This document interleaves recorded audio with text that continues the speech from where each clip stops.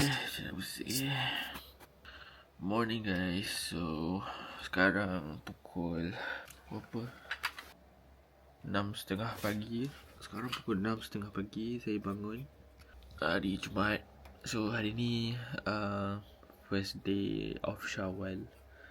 I'm gonna vlog today because this is my last raya in Manchester. Semalam kita siap masak pukul 12. So macam ngantuk lagi. And baju pun tak air lagi guys. See you guys soon.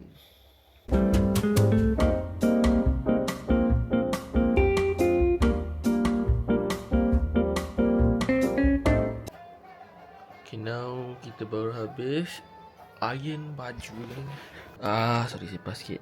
Tapi kita nak iron atas rantai je. So sekejap lagi kita pergi mandi and then pergi solat raya. So next kita solat Raya Aidilfitri dekat Furqan Islamic Center. Okay, this is me listening to takbir raya.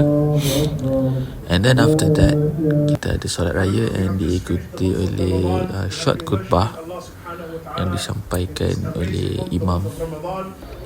And after that kita balik rumah untuk makan raya.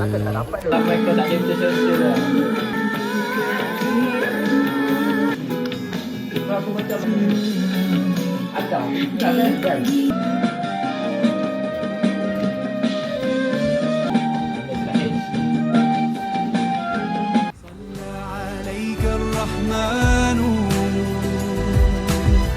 أزكى الصلاة والسلام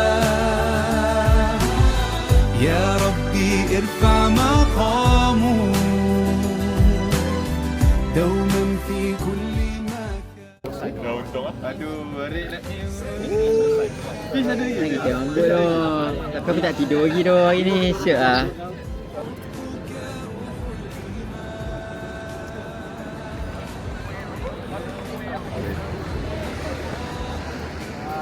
Selamat Hari Raya daripada kami kepada anda.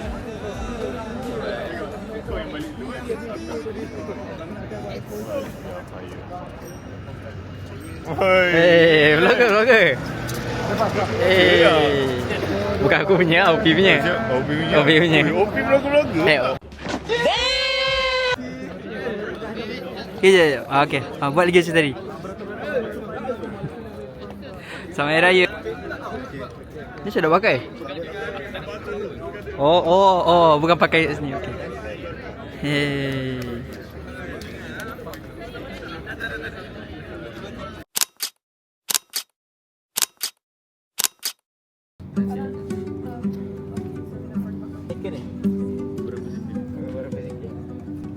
Bila siap aku dah ambil. Nanti masuk bunga. Oh datang lagi. Jom masuk. Masuk. Tak nak. Aku nak bagi kat kau. Ambil sikit je. Simpit tu 4. Dia orang ambil tu. Lepas tu dia bagi kat aku.